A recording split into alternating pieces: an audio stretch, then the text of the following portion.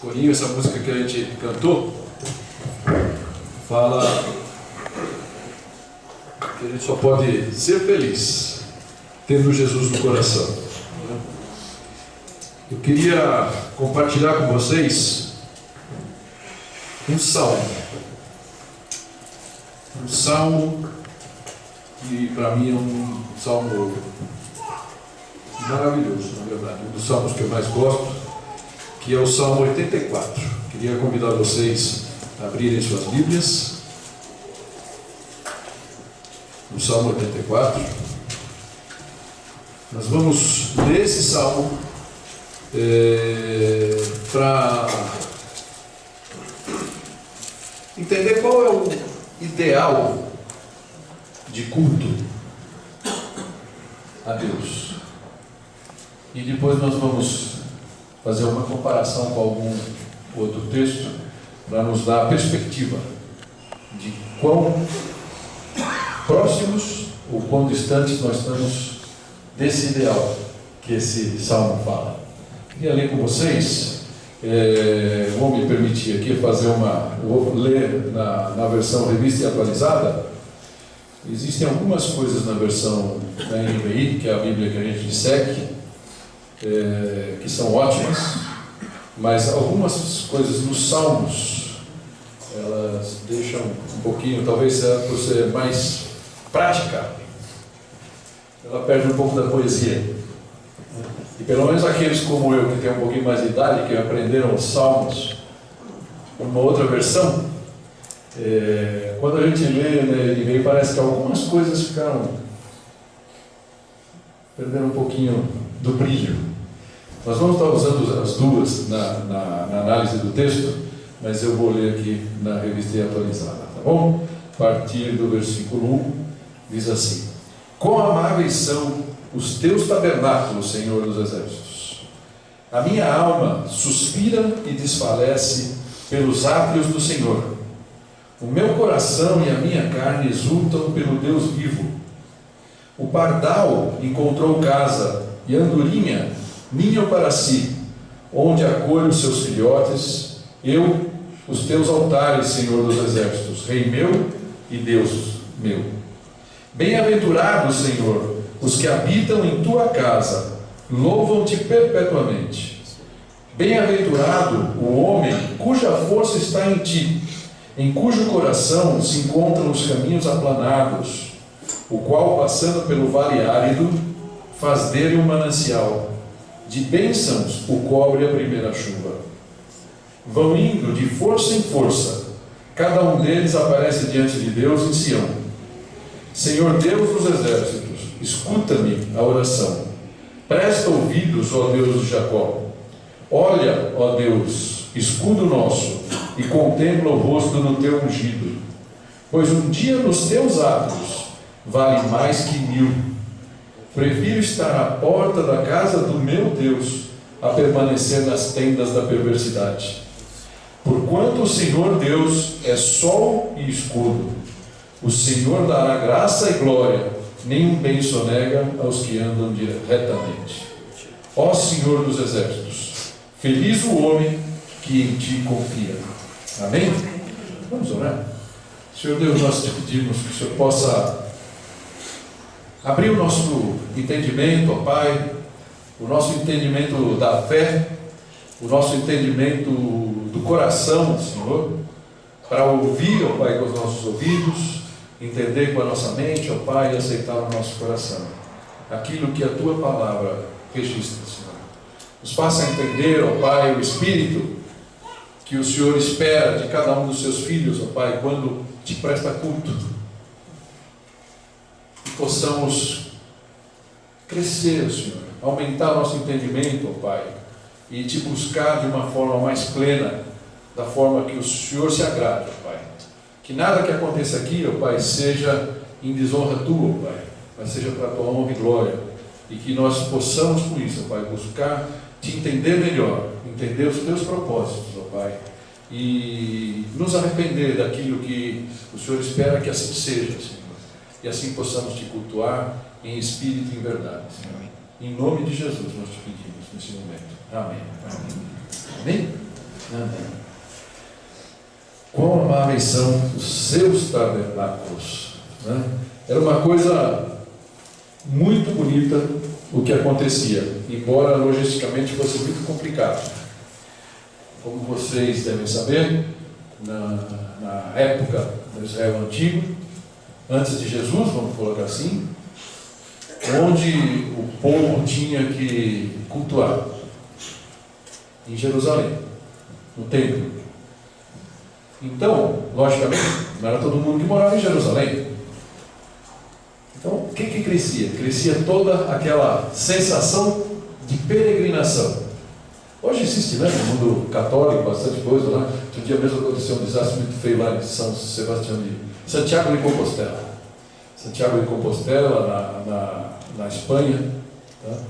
É uma região que muita gente vai fazer peregrinação. Essa semana nós vimos muitas coisas, certo? Em Aparecida do Norte e tudo mais. É uma coisa que o homem acaba buscando. Não vamos aqui discutir a fé, se aquilo está buscando realmente um encontro com Deus, ou está buscando um encontro com o homem, um ídolo, um ícone. Não é isso que nós tratamos. Mas no fundo nós sabemos que quando o homem se põe nessa marcha, algo especial acontece no coração da gente. Né? E com certeza isso era o que o salmista, né? Esse salmo, se vocês olharem aí para a sua Bíblia, né? Para o mestre de música, de acordo com a melodia dos lagares, salmo dos coraitas. Algumas Bíblias falam dos filhos de Coré. Não é um salmo de Davi, é um salmo feito pelos levitas. E, portanto, de alguma forma, eles fizeram espelhar nesse salmo aquilo que estava no coração, ou pelo menos o ideal de estar no coração. Aquela peregrinação, o templo, não sei, alguns demoravam dias para chegar lá, né? Outros menos. Mas essa marcha, essa ida para lá, então isso era o que era maravilhoso ali e que realmente enriquecia o coração de todos que passavam por essa peregrinação. Tá? Aproveitando alguns versículos, né? Quão amáveis são os teus tabernáculos. Então, o templo, onde estava Jesus. A minha alma suspira e desfalece pelos atos do Senhor. Meu coração e a minha carne exultam pelo Deus vivo. E quando a gente olha para esse salmo e essas palavras, é uma coisa interessante. Aquela pessoa que ia, sentia aquele prazer de estar na presença de Deus, de derramar o seu coração ali, fazer as suas ofertas. Como vocês sabem, todo judeu tinha que fazer a oferta pelos seus pecados. Algumas também ofertas que eram agradáveis a Deus, digamos assim, pelas benesses, pelas bênçãos de Deus. Eles também faziam ofertas agradáveis a Deus. Tá? Isso tudo acontecia nessas idas ao templo. Tá? A ponto de eles falarem que um pardal, imagina que entrando no templo, no pátio do templo, e vendo ali alguns passarinhos. E quando eu estava lendo isso aqui, eu lembrei da nossa casa, né? Acho que pardalzinho tem bastante lá, né? É gozado você ver. Pardal é um passarinho simples, não é um passarinho refinado. Eu acho bem bonito, né? E a gente tem em grande número lá perto de casa. Eles vão comer a comida do nosso cachorro, e é interessante ver o nosso cachorro, que ele é grande, né? Pode assustar, mas ele fica lá só olhando, os passarinhos vão lá, pegam lá, cada um pega um grãozinho e tal. Então, quer dizer, essa tranquilidade que eles têm. E chega a tal ponto que de vez em quando a gente sai no quintal, eles olham para a gente e nem faz nada. Eu não sei se era isso que acontecia ali no templo. O que eles iam buscar? Mas o salmista, quando ele olha para aquilo, fala, no versículo 3, até o pardal achou um lar, achou uma casa, e a andorinha um ninho para si, para abrigar os seus filhotes, um lugar perto do teu altar, ó Senhor dos exércitos, meu Rei e meu Deus. O que esses passarinhos poderiam buscar ali? Ou nós? O que cada judeu poderia buscar ali? Na presença do Senhor no templo? Segurança, descanso, habitação, socialização, alegria, proximidade, todas as coisas que podemos encontrar em Jesus. E essas coisas são válidas para nós e para nossos filhos. Interessante isso também de ver. A andorinha encontrou um lugar para fazer onde acolha os seus filhotes. Assim é a casa de Deus. As coisas são válidas para nós e para eles. O que a andorinha quer para si, quer também para os seus filhos. Um abrigo seguro para que eles possam crescer. Na casa do Senhor eles poderão crescer para a vida e para a eternidade. É isso. Se você tem algum filho, é isso que se busca. No versículo 4, o salmista ainda fala de uma inveja santa. Bem-aventurados, Senhor, os que habitam em tua casa, louvam-te perpetuamente. Interessante, né? De quem ele está falando? Ele está falando dos coraitas, dos levitas, aqueles que ficavam no templo. Nós vamos ver alguns textos um pouco mais para frente, que via que a vida dos levitas não era tão fácil assim, não era só cantar louvores. Talvez hoje aconteça. É interessante quando você vê em algumas igrejas, fala, a gente tem algumas pessoas, alguns visitantes, fala, você era de uma igreja? Que você era? Eu era levita. Na verdade, esse termo levita é um termo que até envolve o que hoje nós entendemos como diácono, um pouco. Né? Porque num templo existia muito mais coisa a fazer do que cantar louvores a Deus. E eles eram aqueles que eram encarregados de todas essas coisas. Né? Mas, logicamente, o visitante que os via cantando. Então, de uma certa forma, eles tinham uma inveja santa naquele momento. Aquelas pessoas que estavam sempre ali, cantando louvores a Deus.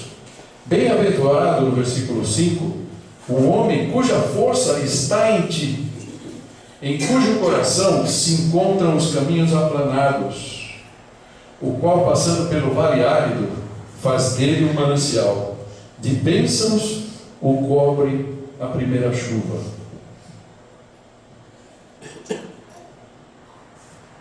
Interessante quando a gente analisa esse texto. Na NVI fala, e os que são peregrinos de coração. O que são esses caminhos aplanados? Diz que na vida existem dois focos. Qualquer um de nós pode ter dois focos na vida para encarar. Ou o nosso foco está em Jesus, ou o nosso foco está nas circunstâncias da vida. Se o teu foco estiver em Jesus, você vai relativizar as circunstâncias. Se você foca nas circunstâncias, você vai relativizar Jesus na sua vida.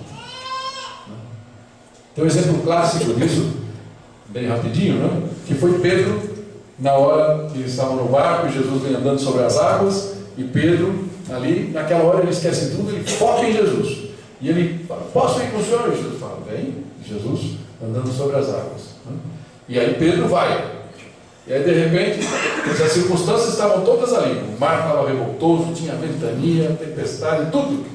E Pedro vai.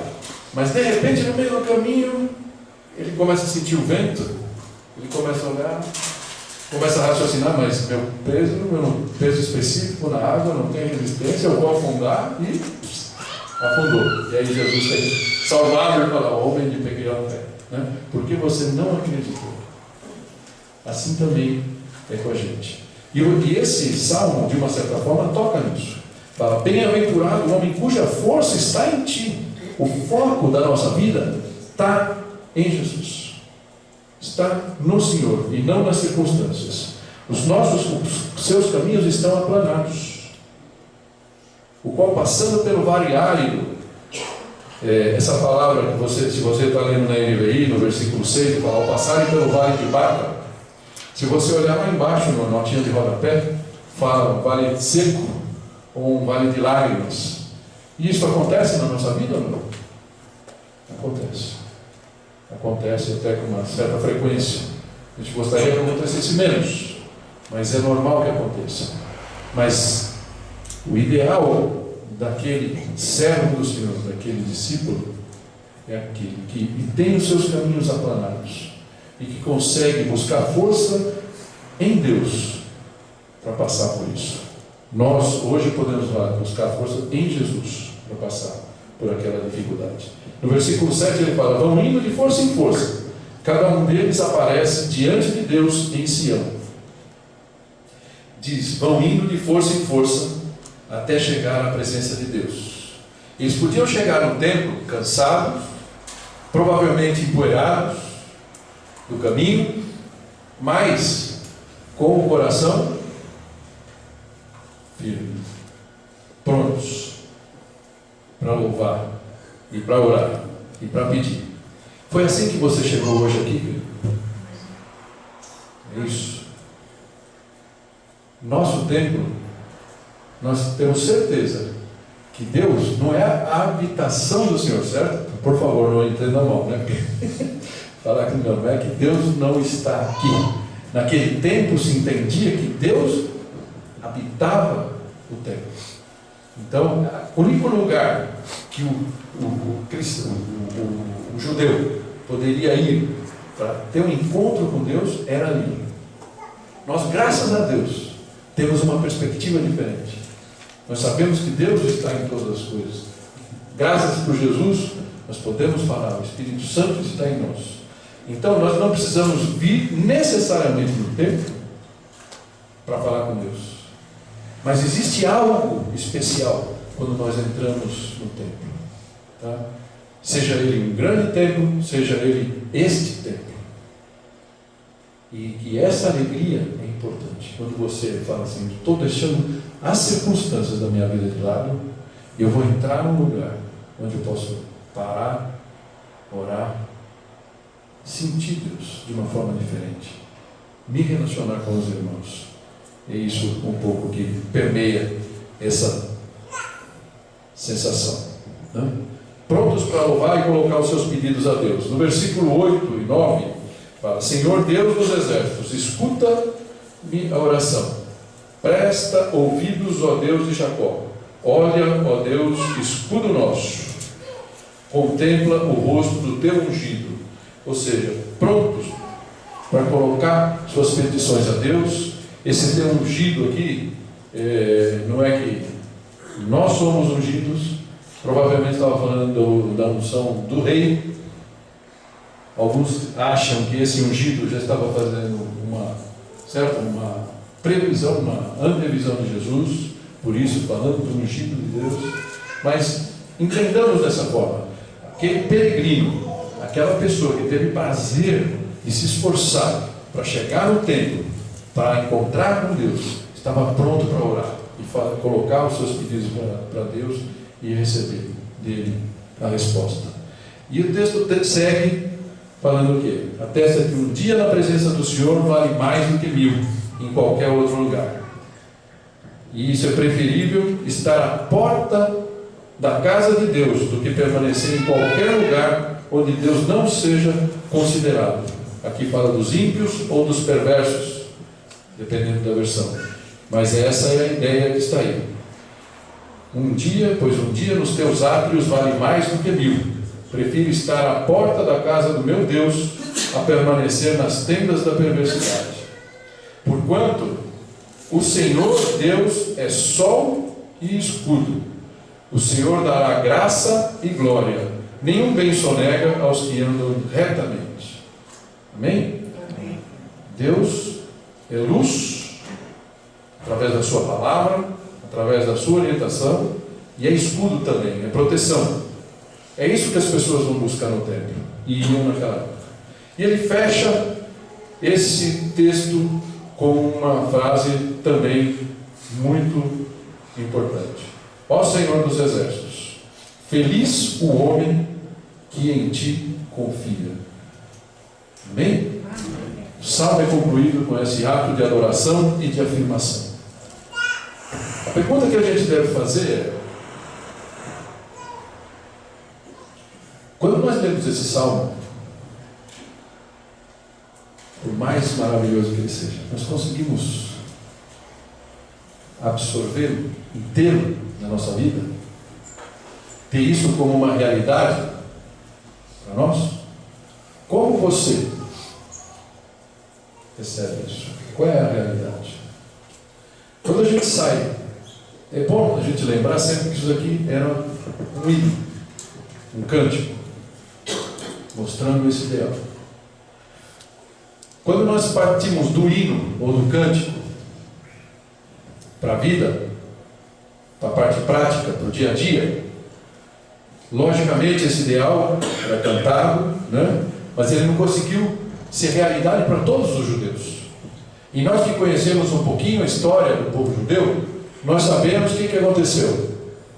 Eles pecaram, Deus mandava um profeta, algum tempo eles reagiam, pecavam de novo, e assim foi. Até o momento que o povo próspero, porque Deus deu prosperidade, e quando a gente pensa que a teologia da prosperidade nasceu agora, certo? Com algumas igrejas nas últimas décadas, isso já vem daquela parte. Porque para o judeu, como é que era para os judeus? Como é que ele via se Deus estava abençoando, se Deus estava com eles ou não? Pela prosperidade, certo? Se eles iam bem, se eles cumpriam, se eles eram retos, Deus os abençoava. Com quê? Com bens materiais. Se eles pecavam, Deus tirava. Certo? Isso tudo. Vocês se lembram da história de Jó, por exemplo, claro, né? Os amigos de Jó falaram: você tem que ter pecado, não é possível. Você pecou, porque senão você nem seria abençoado, não é? Você seria próspero, como você era, então você pecou.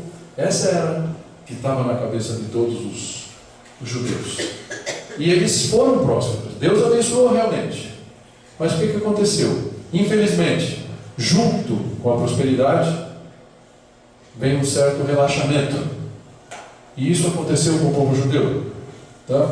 Suas práticas espirituais, eles acabaram pecando de várias maneiras contra Deus.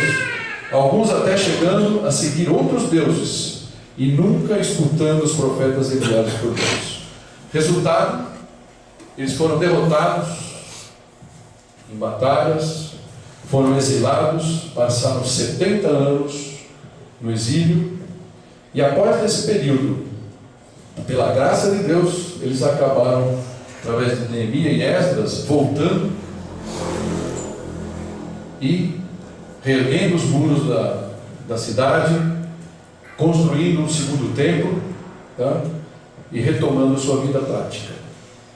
Vivem por um período de reavivamento, liderados por Neemias. Diz que vocês quiserem ver isso, está lá em Neemias 10.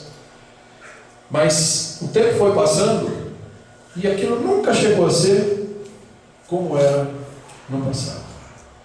100 anos depois dessa volta, desse retorno, a coisa estava bastante feia. O entusiasmo tinha passado,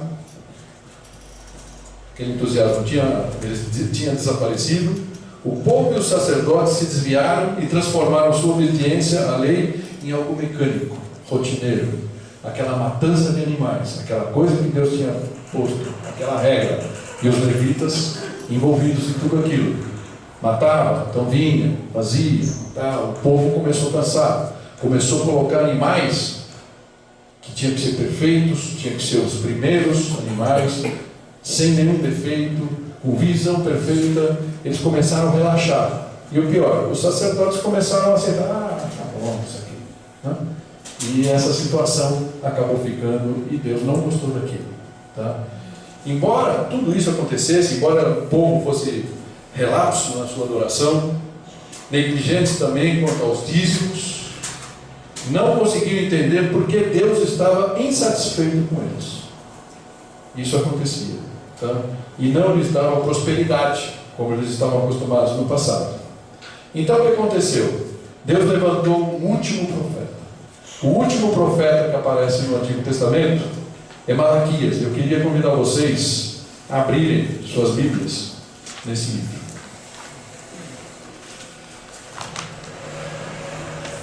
É o livro imediatamente antes de Mateus, certo?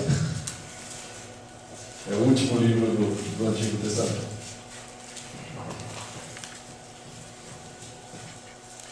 Enquanto vocês abrem, esse livro é interessante, porque Malaquias, diferentemente dos outros profetas, ele fez como se fosse uma linguagem responsiva, né?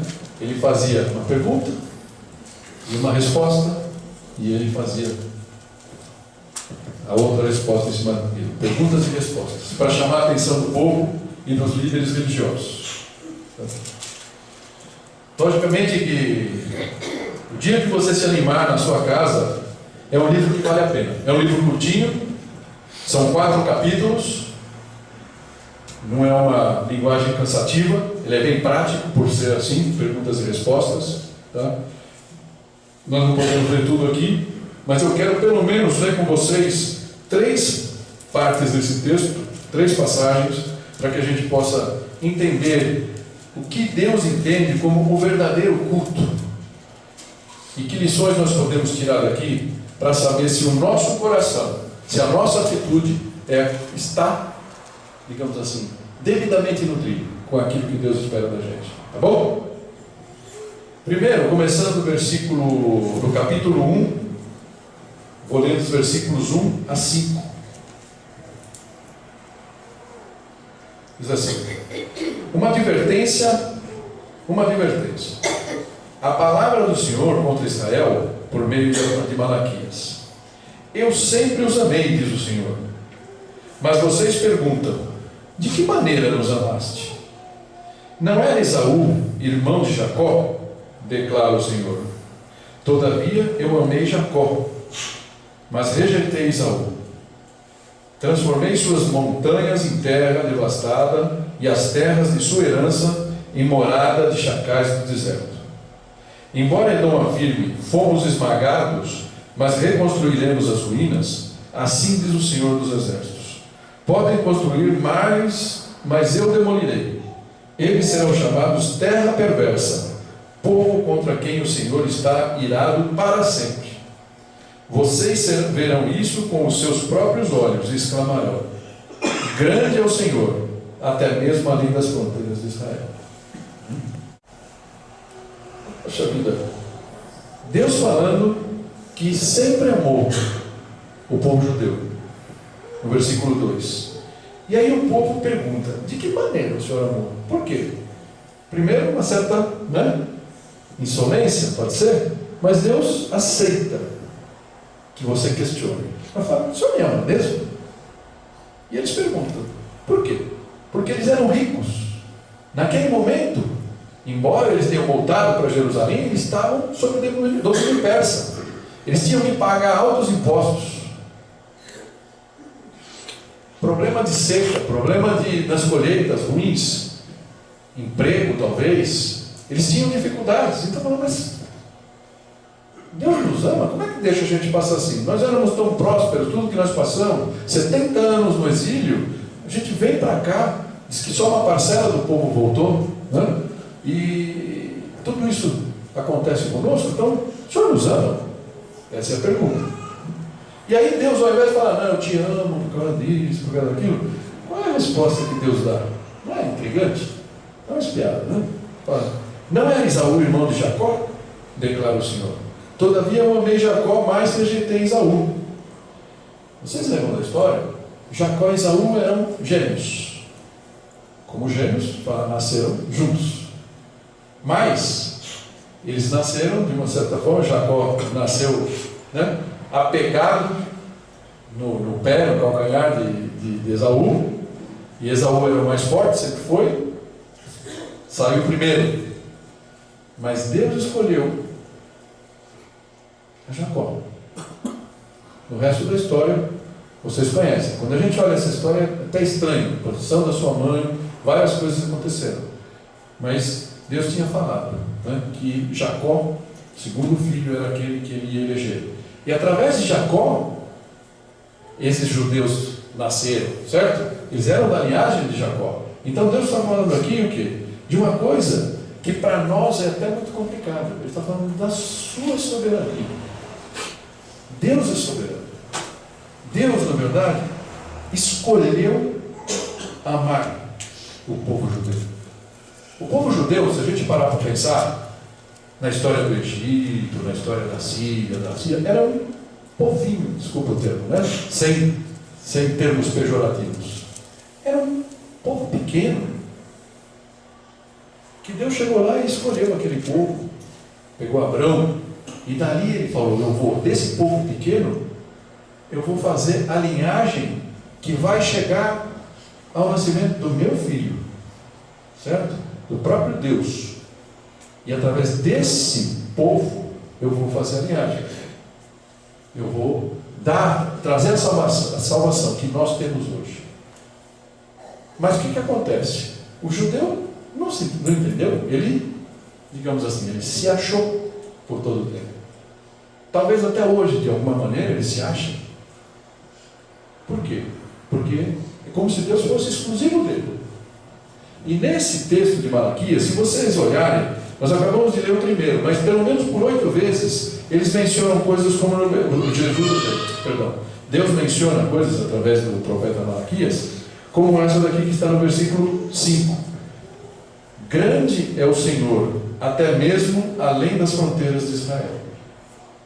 E ele insiste em falar isso. Eu sou um Deus grande. Vocês não estão entendendo isso? Grande é o Senhor. Deus repete isso pelo menos 8 vezes nessa coisa. Então, algumas vezes, quando nós chegamos no culto e o nosso coração está fora, as coisas estão acontecendo aqui, você está com a tua mente, teu coração, tua vista em outro lugar. Talvez seja porque a gente não entende o tamanho desse Deus. Será que todos nós temos a mesma noção de Deus? Porque existem pessoas por aí que estão determinando coisas para Deus, estão subjugando Deus, estão achando que Deus cabe no seu bolso. Mas esse Deus é o Deus criador do universo, é o Deus que fez todos os homens, é um Deus que merece temor. Vamos ler aqui o versículo 6. O que ele diz no versículo 6 aqui? O filho honra seu pai e o servo o seu senhor.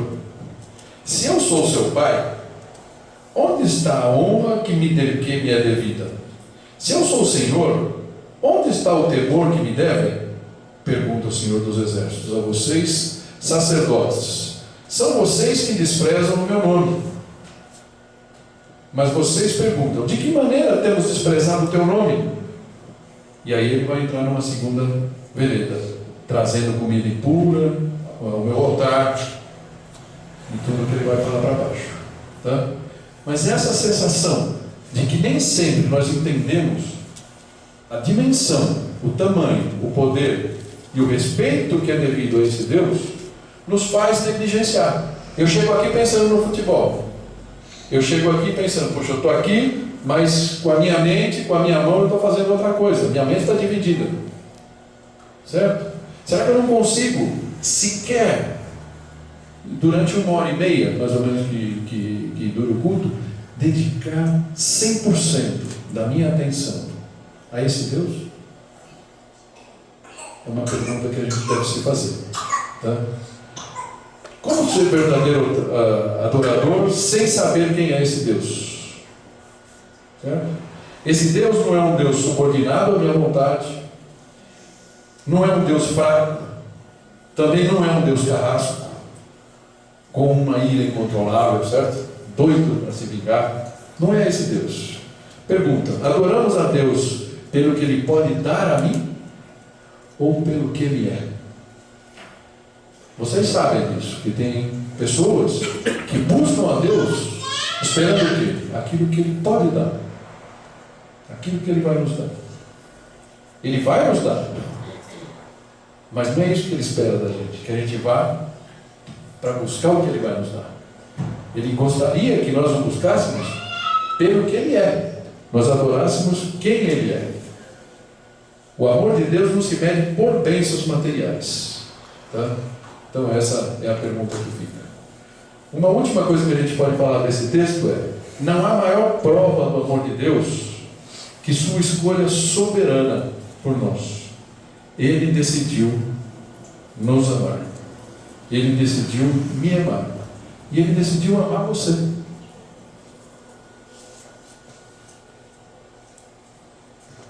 Quando nós estivermos em dificuldade, registra isso. Lembra disso.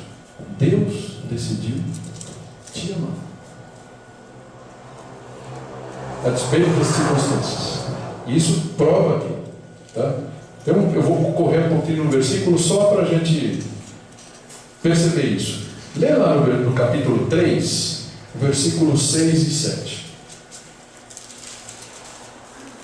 É uma comprovação disso que eu estou falando. Diz assim: de fato, eu, o Senhor, não mudo. Por isso vocês, descendentes de Jacó, não foram destruídos.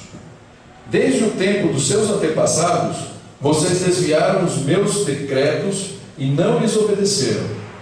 Voltem para mim e eu voltarei a vocês, diz o Senhor dos Exércitos. E aí ele vai entrar em outra coisa. Mas esse texto mostra justamente isso. Ele decidiu, desde o começo dos tempos, que iria amar cada um de nós. Poderia citar vocês por um nome, certo? Ele decidiu amar. Então, um alento para nós, um conforto. A despeito do que você faça, Ele te ama. Ele te ama.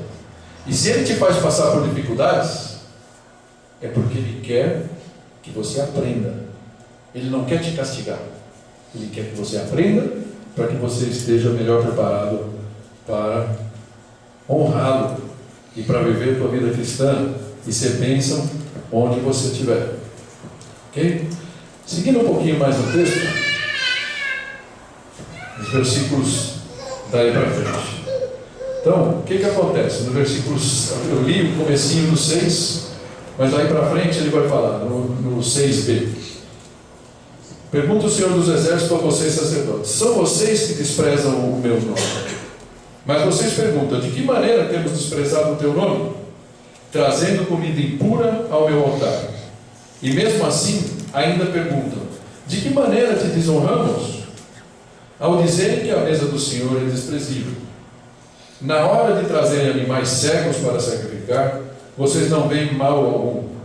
Na hora de trazerem animais aleijados e doentes como oferta, também não veem mal algum. Tentem oferecê-los de presente ao governador.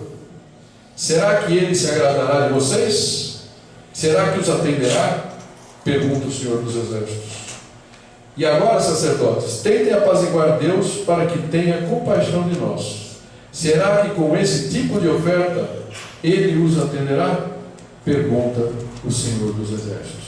O que o povo estava fazendo? O povo estava levando para Deus o que sobrava. Ele esperava e espera que a gente ofereça o melhor para Ele. Nossas ofertas, nosso tempo, nossa atenção. Talvez a atenção seja a coisa mais difícil. Ele odeia dividir o tempo dele com qualquer coisa que seja. Quando nós estamos buscando a Deus, que a gente consiga buscar Ele plenamente, de coração e integralmente. Ele espera isso, tá?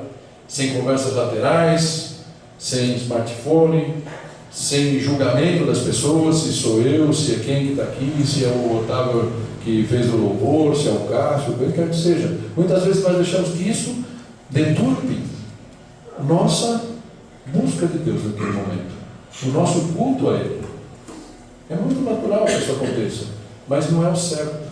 O certo é deixar que Deus fale conosco, estar aberto naquele momento para escutar o que Ele diz. Tá?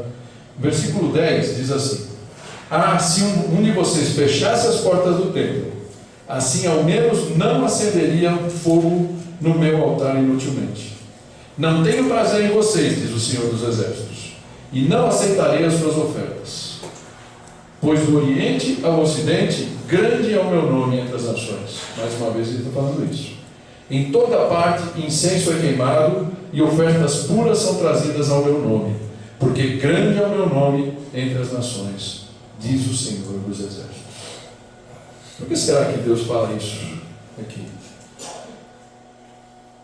Fala que não tem prazer naquelas pessoas que estão ali, algumas vezes chorando até.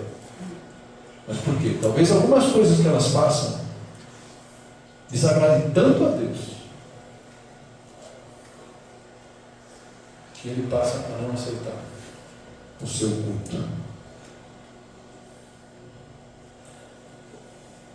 Se por acaso ele não recebe a glória devida em nosso meio, existem vários cristãos do mundo inteiro que podem estar fazendo isso hoje. Estão, com certeza. Tá? Então, a visão que eu tenho de Deus dirigirá o tipo de culto que eu presto a Ele. Acho que isso é uma chave importante.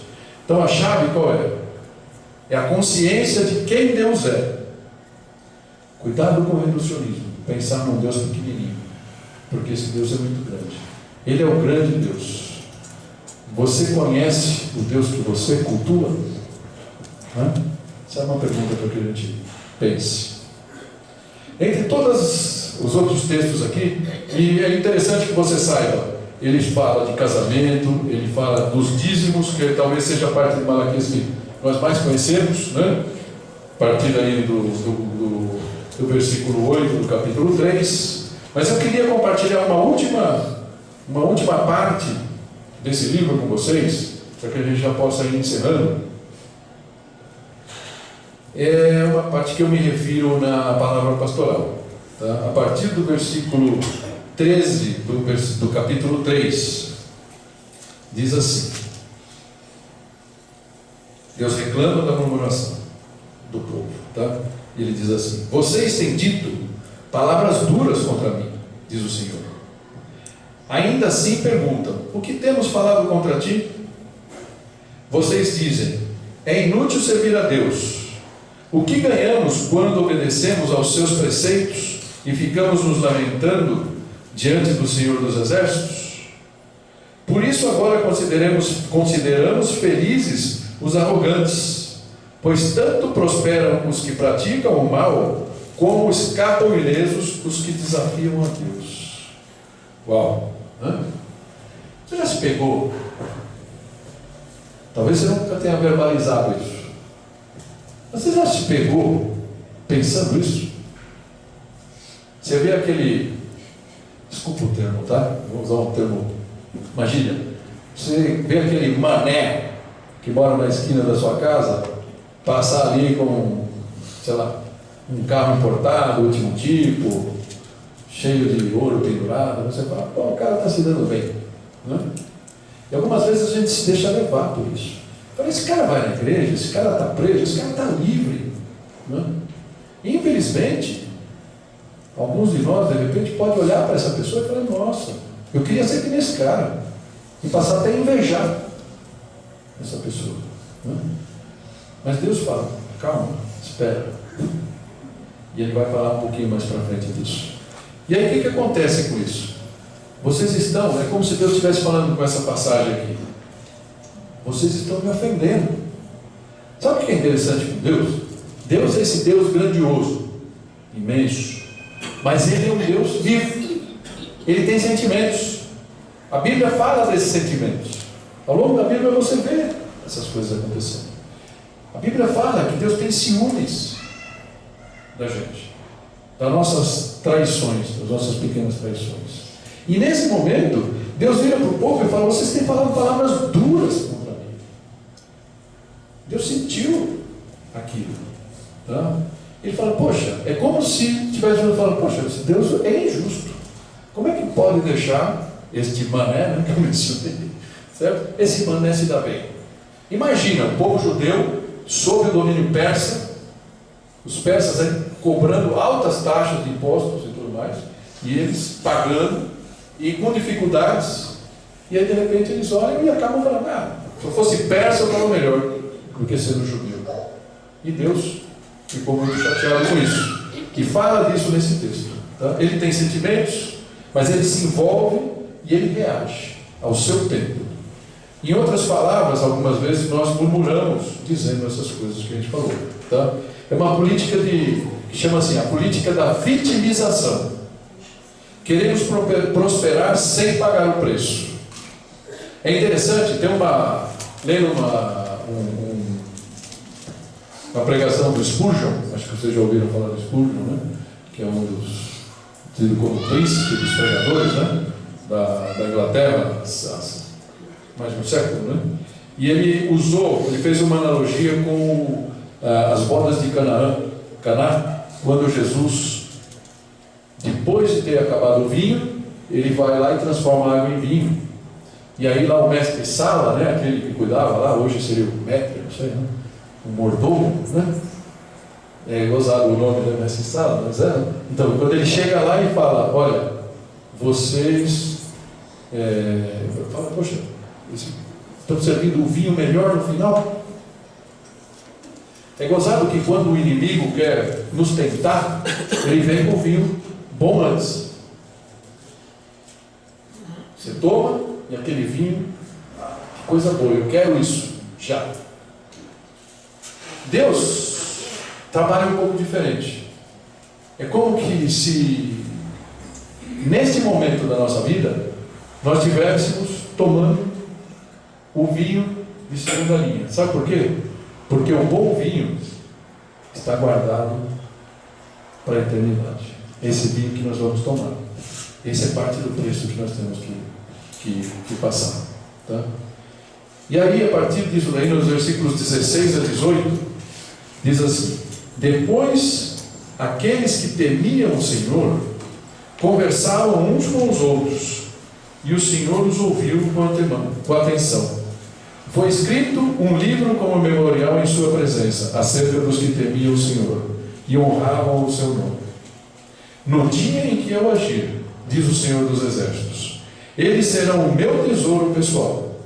Eu terei compaixão deles, como um pai tem compaixão do filho que lhe obedece. Então vocês verão novamente a diferença entre o justo e o ímpio, entre os que servem a Deus e os que não o servem. Amém? Glória a Deus, sabe por quê? Porque existe um remanescente.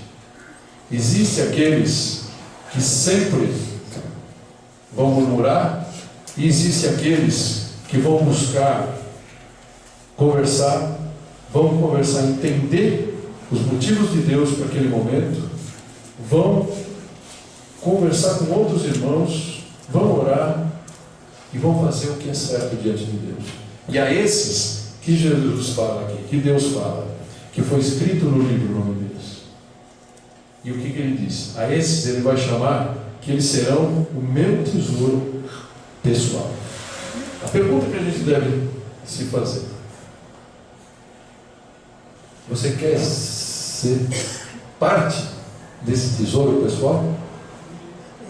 Amém? Eu quero. Eu quero. Embora de vez em quando tenha que tomar um vinho de segunda, eu não estou falando que você tome vinho, entenda, vinho espiritual, vinho das circunstâncias, tá? Algumas vezes a gente tem que passar por momentos difíceis. O que diz aquele Salmo 84?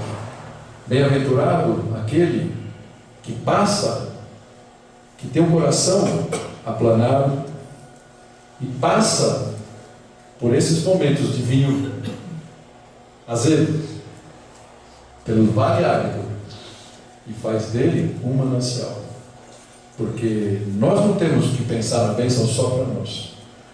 Nós temos que pensar que nós fomos chamados por Cristo para sermos bênção onde a gente passa. Amém? Amém. Queria terminar isto com alguns princípios para que a gente possa ter em mente. Devemos cultuar a Deus independente das circunstâncias, está certo? Acho que isso é uma coisa que fica clara para todo mundo. Estamos bebendo vinho inferior por enquanto. O segundo princípio é: devemos adorar, cultuar a Deus da forma que Ele revelou. Ele deu vários exemplos. Todo aquilo que Ele fez. Ele é um Deus meticuloso. Ele espera que nós demos o melhor para Ele. Certo? Nem tudo que vemos por aí, como expressão, é culto que Deus aceita. Devemos cultuá-lo também com a atitude apropriada, de coração e sinceramente, lembrando que quem Deus é. E devemos dar a Deus o melhor, em todos os sentidos. Tá? Tem uma outra coisa que a gente não leu no texto, para não ficar tão grande, mas um princípio que se pode tirar aqui dos capítulos 2 e 3, fala assim: a aceitação do nosso culto depende de nossa vida moral e espiritual. Essa relação de vida e culto. Se minha vida moral é discutível, Deus não vai aceitar o nosso culto.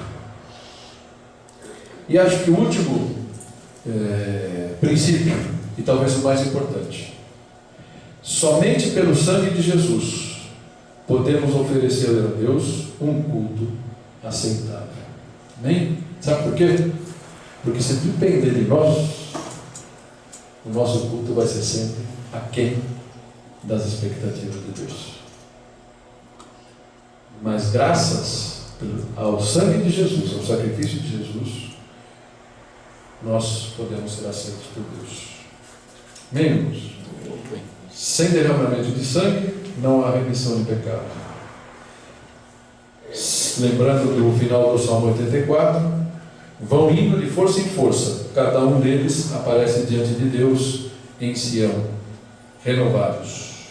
E no versículo 12 que fala: ó Senhor dos exércitos, como é feliz aquele que em ti confia.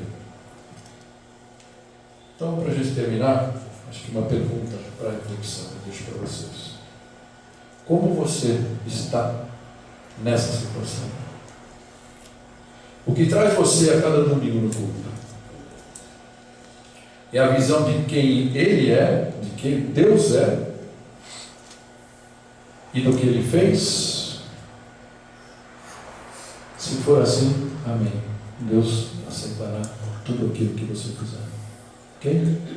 Se existe alguma coisa que nós mencionamos aqui, que você entende, que o Espírito colocou no teu coração, que você precisa colocar diante de Deus, eu queria te convidar a fechar seus olhos nesse momento e orar junto comigo.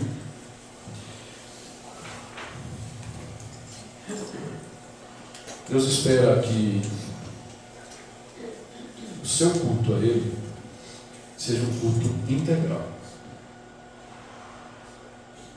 Eu não sei exatamente como você está, eu não sei se a minha voz ou a entonação do que falei te parece cansativo, mas lembra que Deus é um Deus grandioso, é um Deus que te fez, é um Deus que não poupou esforço para te dar um plano de salvação, para enviar seu Filho.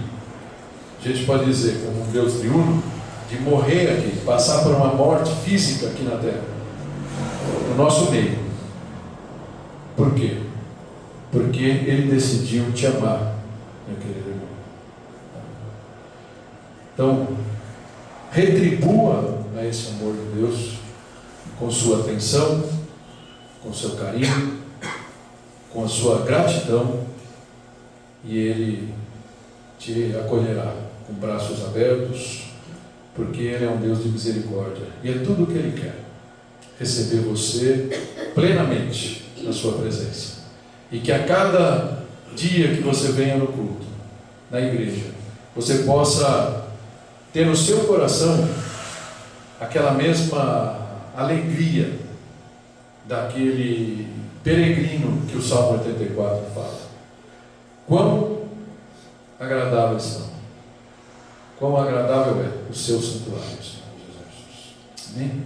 Senhor Deus, nós nesse momento entramos na Tua presença, Senhor, te agradecendo pela Tua palavra, Senhor, que é rica, plena e eficaz, por esse salmo maravilhoso, o Salmo 84, Pai, que nos ensina a forma correta, a atitude que o Senhor espera dos Teus filhos, para chegar na Sua igreja, para chegar e prestar-te culto, Senhor.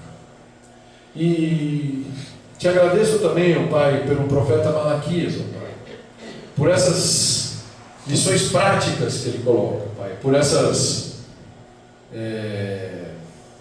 recomendações, a gente pode dizer assim, Pai, que vieram através dele para cada um de nós, Senhor, para que a gente possa analisar, refletir sobre a forma que nós temos te cultuado, Pai, a forma que nós temos entregado nossas ofertas também, Senhor, a forma que nós nos abrimos a Ti. Se o nosso coração está pleno na Tua presença, se o nosso coração está dividido, Senhor. Se nós estamos mais preocupados com as circunstâncias, Senhor, do que com o próprio Deus grandioso e com Jesus Cristo, Senhor. Então, nesse momento, Pai, eu te peço que o Senhor possa abençoar cada um dos meus irmãos aqui, Pai, nessa noite, colocando no seu coração o ensinamento que o Senhor trouxe através da Tua palavra e que eles podem pesquisar na sua casa, Pai, lendo o resto do capítulo do livro de Malaquias ou do próprio Salmo 84, Senhor, e refletir sobre a sua realidade, a forma que eles têm te cultuado, como eles têm vindo ao Pai do culto, como eles têm te buscado pessoalmente em casa, Senhor. Nesse momento nós falamos do culto público, Senhor, aquele que fazemos juntos aqui conjuntamente, Senhor. E que o Senhor possa se agradar, Pai, de cada um de nós, a cada dia, com o nosso coração, que o Senhor possa estar nos dando sabedoria, Senhor, a cada dia, e que nós possamos, com alegria, Pai, te cultuar. E o Senhor também possa se alegrar com cada um de nós. Esperamos a Tua volta, Pai, como o Senhor disse, eu venho. Vai chegar o dia que a diferença entre o ímpio e o que te segue, Pai, será enorme, Pai, será abismal. E nós queremos estar entre aqueles que têm o nome colocado como seu tesouro pessoal, Pai. Que assim seja. Em nome de Jesus. Amém. Amém. Amém. Queridos, obrigado.